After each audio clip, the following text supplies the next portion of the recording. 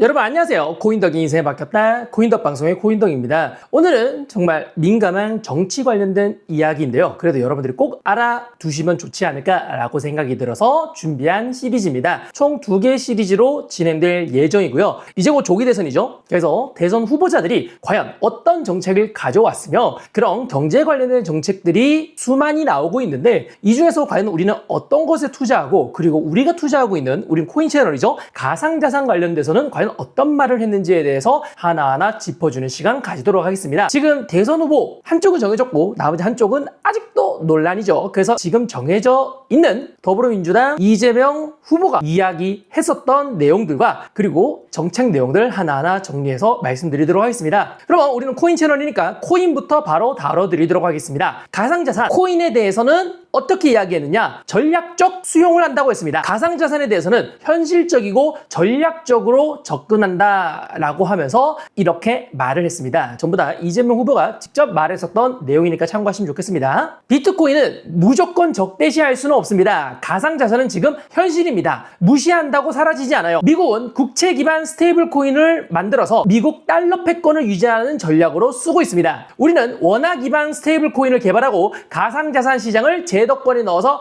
관리해야 합니다. 조선시대 쇄국 정책처럼 외면하면 뒤처집니다. 라고 직접 언급을 했는데요. 사실상 대한민국 원화 기반 스테이블 코인을 만든다고 하더라도 사람들이 쓸지는 완전 미지수고요. 대한민국 김치 코인 사실상 거의 망했죠. 지금 1등은 최근에 등장한 스토리 코인이고요. 네이버와 카카오가 합작해서 만든 카이아 코인이 있고요. 3등은 최근에 위믹스였다가 상장 폐지가 되고 있죠. 이미 카카오와 네이버에서 만들었는데 지금 카카오에서 손 다 떼고 이미 나가고 있는데 대한민국 관련된 코인들 사실상 전부 다 뒤져버리고 있고요. 과거 2021년도에 유명했었던 이두희 씨가 만들었었던 메타콩즈 이런 것들도 전부 다 사실상 현실적으로 운영에 아무것도 안 되고 있죠. 이런 상황들은 전혀 고려하지 않고 그냥 원화 기반 스테이블 코인을 만들면 알아서 잘 되겠지라고 생각하는데 이게 스테이블 코인이라는 게 실제로 그 네트워크 상에서 디파이라든지 NFT라든지 혹은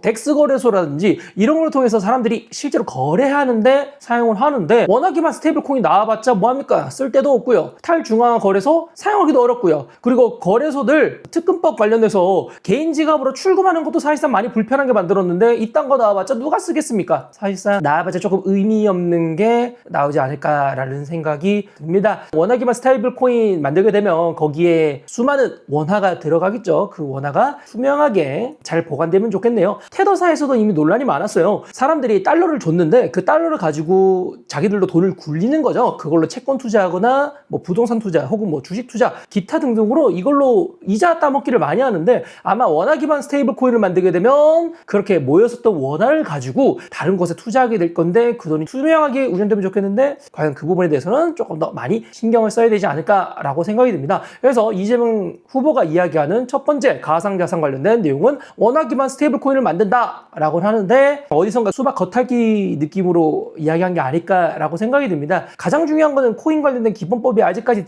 등장하지 않았다는 부분인데 그 부분에 대해서 좀 언급을 해주면 좋겠는데 아직까지 이거에 대한 이해를 할 정도로 코인 시장에 관심이 있지는 않아 보입니다. 자, 그리고 두 번째 공약 말씀드리도록 하겠습니다. 두 번째 공약은 제주도에 재생에너지를 활용한 비트코인 채굴을 검토한다라고 합니다. 이거에 대해서 이재명 후보는 이렇게 말합니다. 사실 제주도에는 이미 버리고 있는 에너지가 굉장히 많아요. 그런 부분을 생각해보면 비트코인을 채굴할 수 있는 것만 허용해주면 오히려 더 많이 설치하지 않을까요? 어쨌든 검토해볼 가치는 있습니다. 채굴에 대한 성질을 제주도로 만든다라는 부분은 어느 정도 괜찮은 것 같긴 합니다. 지금 대한민국 채굴 산업은 사실상 사장 사업입니다.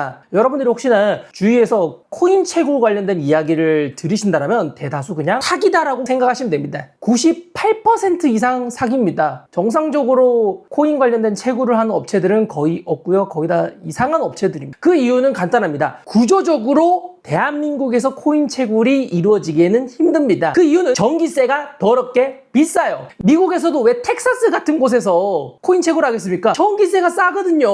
대한민국은 전기세가 엄청 비쌉니다. 산업용 전기도 비싸고요. 심지어 우리나라에서 수익을 내며 채굴하기 위해서는 농업용 전기로 채굴을 해야 타산이 나옵니다. 하지만 농업용 전기를 채굴용으로 해주진 않고 있죠. 그러다 보니 채상성이 나오지 않아서 대다수의 작업 증명 방식의 채굴 방식은 전부 다 사기다라고 생각하시면 됩니다. 그래서 뭐 비트코인, 이더리움, 도지코인 이런 것들이 채산성이 많이 좋지 못해서 대한민국에서는 혹시나 이런 뭐 채굴을 한다라고 하면 거의 다 사기다라고 보시면 됩니다. 뭐 일부 업장들은 실제로 운영을 하고 있는데 그분들로 지금 당장 채굴해서 파는 것보다 채굴을 해서 보유했다가 불장 때 파는 거를 목표로 하고 있죠. 그게 아니다라면 사실상 수익이 많이 나지 않고 오히려 손실이기 때문입니다. 그래서 혹시나 여러분들 어디서 채굴 이야기 들었을 때는 거의 다 사기다라고 보시면 되겠습니다. 그래서 우리나라에서 유행하고 있는 채굴들은 소리지 채굴 형식이죠. 전기세가 별로 들지 않는 하드디스크를 이용한 채굴 업장들은 꽤나 많이 등장하고 있습니다. 그거는 뭐 사기는 아니니까요. 그거는 어느 정도 채상성 나오니 참고하시면 좋겠고요. 다시 내용으로 돌아오자면 제주도에서 남는 전기를 채굴기로 돌린다. 괜찮은 것 같습니다. 제주도에 뭐 신재생에너지 많이 설치하고 있는데 그거 남는 거 채굴장 돌리면 확실히 좀 채상성 괜찮겠죠. 하지만 전기가 추가로 생산되지 않았을 때가 어느 정도 문제가 되지라고 생각이 듭니다. 전기 우리나라에 있었던 태양광 패널처럼 초창기에는 조금 괜찮았다가 결국엔 시간 지나면 수익이 안 나서 망하게 되는 그런 것도 조금 고려해 봐야 되지 않을까라고 생각이 듭니다. 그래도 이 공약은 괜찮은 공약이지 않을까라고 생각이 듭니다. 현실적으로 고려해야 될 거 많은데 그래도 꽤 괜찮은 공약이죠. 자,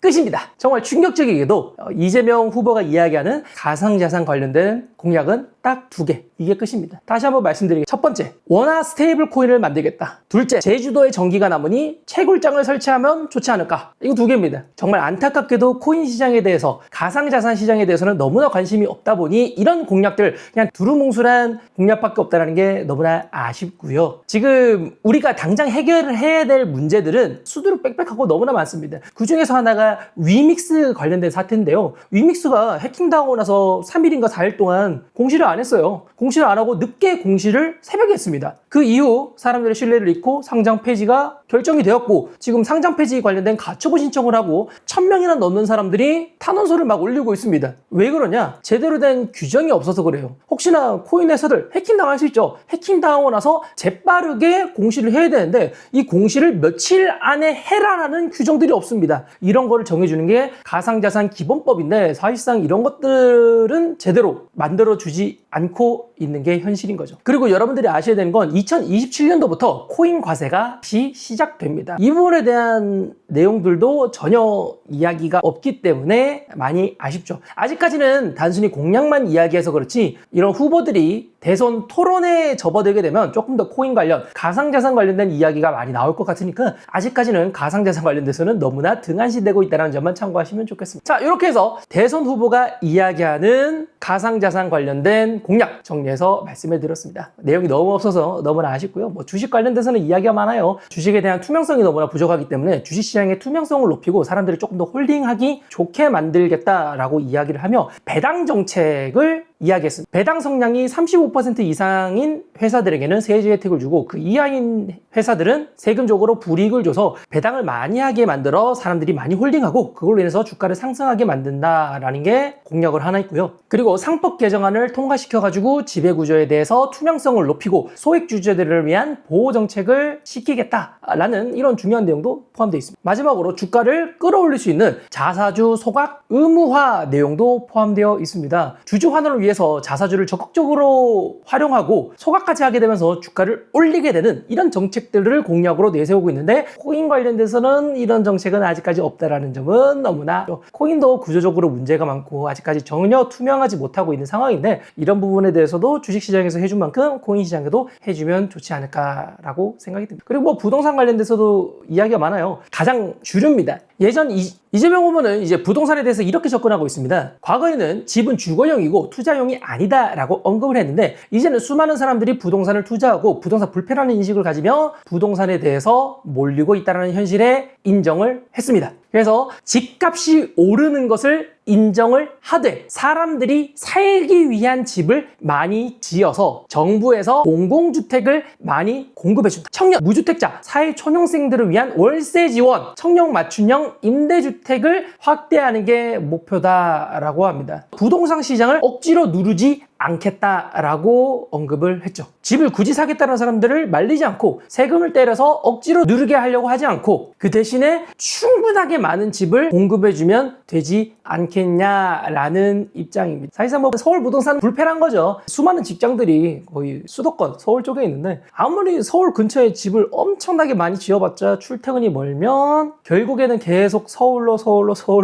몰리지 않을까라고 생각이 결국 수도권 비대화만 더욱더 이루어지지 않을까라는 생각이 좀 들고요. 하여튼 뭐 부동산 시장에 대해서는 가격 그냥 계속 펌핑하고 올라간다에 대해서 인정한다고 하니까 부동산 시장이 가장 좋지 않을까라고 생각이 듭니다. 과거 문재인 정부 시절 때 부동산이 미친 듯이 올라갔죠. 아마 하게 이재명 후보가 당선이 되게 된다면 이렇게 부동산 시장에 대해서 누르지 않고 오히려 더 많은 공급만 그냥 해주겠다라고만 언급했으니 아마 가격이 많이 올라가지 않을까라고 생각이 듭니다. 건물 짓는데 시간이 좀 오래 걸리거든요. 공급한다 해봤자 그 공급 다 되는데 최소 3, 4년 이상 걸려요. 수도권 부동산 가격이 많이 오르지 않을까라고 생각이 듭니다. 그리고 지분형 모기지에 대해서도 논란이 많은데 긍정적으로 입장을 표명해서 이재명 의원은 이렇게 말했습니다. 지분형 모기지 얘기 들어봤는데요. 1억으로 10억짜리 집을 산다? 그건 오해가 있어요.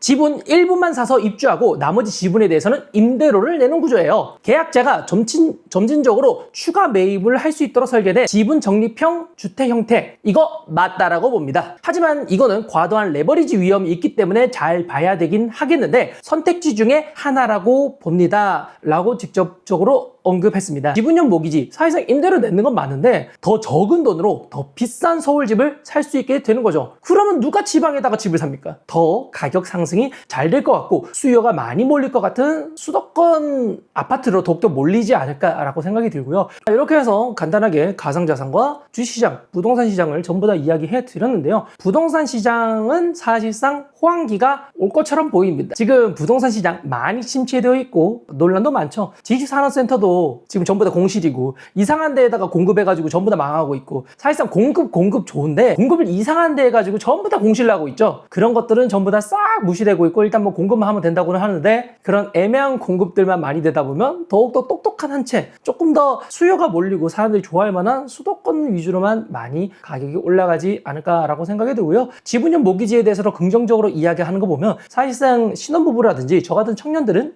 집을 구할 수 있는 또 하나의 수단이 생긴 건 맞는데 수단이 생기면 뭐합니까? 금액이 더 올라가고 가격이 더 높아질 수도 있는데 가격이 더 높아지게 된다면 당연히 부동산 시장, 서울 아파트 시장만 더욱더 좋아지지 않을까라고 생각이 듭니다. 그리고 주식시장 관련돼서는 뭐 배당주 요즘 많이 유행하고 있죠. 요즘 유행하고 있는 배당도 많이 주게 되고 3법 개정안이라든지 아니면 자사주 소각이라든지 이런 부분을 통해서 주식시장 지금 아직까지 많이 저평가되어 있죠. 대한민국 국장. 그것도 많이 가격을 펌핑시키기 위한 이런 정책들이 많이 준비되어 있으니까 한국 주식시장도 꽤나 괜찮다라고 평가가 듭니다. 그리고 마지막으로는 가상자산 관련돼서는 코인 관련돼서는 너무나 등한시되어 있기 때문에 관련돼서는 사실상 공략이 의미가 없다라고 생각이 듭니다. 그냥 나중에 뭐 세금이나 걷지 않을까 싶습니다. 저번에도 세금 걷는다라고 끝까지 밀고 가다가 마지막에 사람들이 욕 뒤지게 많이 하니까 세금 안 걷는다고 했었죠. 아마 세금이나 걷어가지 않을까 싶습니다.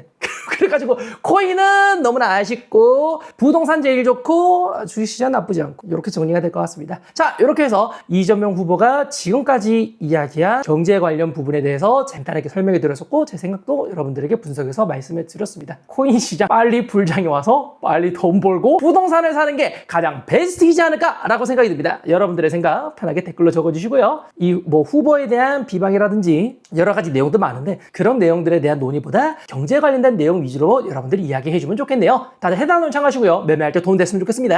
야!